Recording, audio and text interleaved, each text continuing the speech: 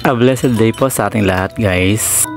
For this video, I want to share to you guys about the goodness of God in our lives.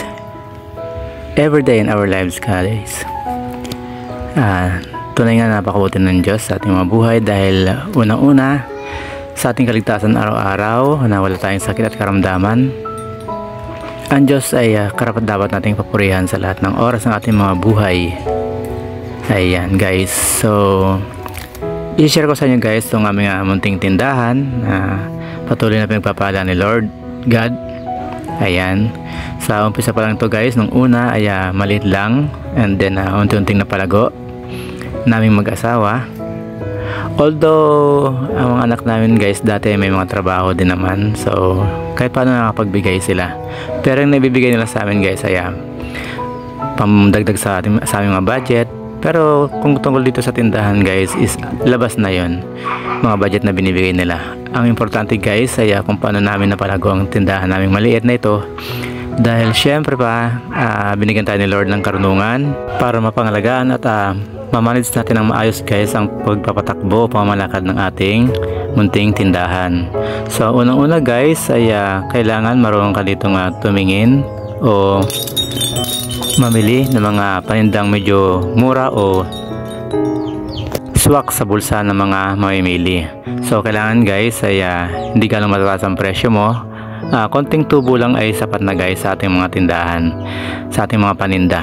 At syempre, alam nyo naman na gumagastos tayo sa pamasahe, pagod, ayan. So may puhunan din tayo dito, guys.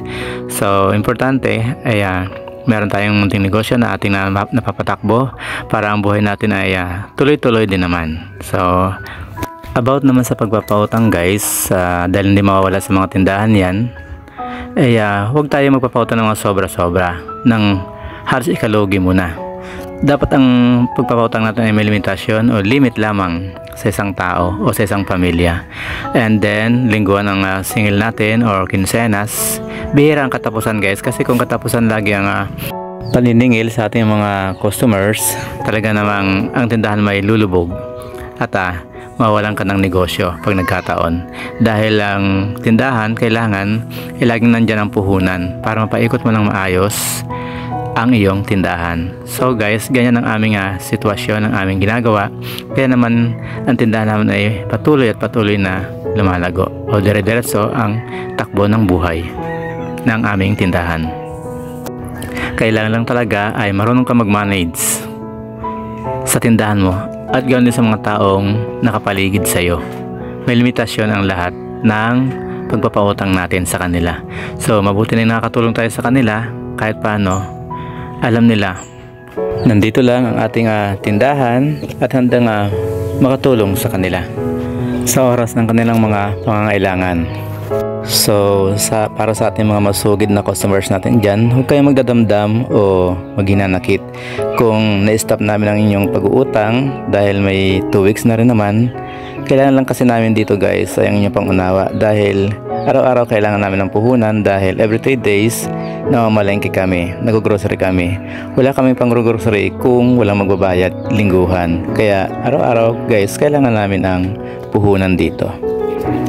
At saka isa pa, guys, maraming paraan para hindi tayo mahirapan o lumubog ang ating tindahan.